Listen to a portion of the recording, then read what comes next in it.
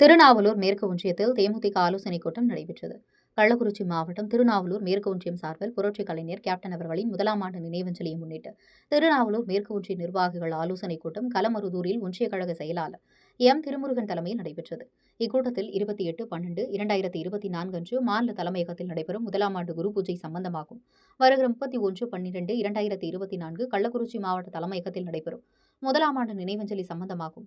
திருநாவலூர் மேற்கு ஒன்றியத்தில் நடைபெறும் முதலாம் ஆண்டு நினைவஞ்சலி சம்பந்தமாகவும் கலந்தாலோசிக்கப்பட்டது.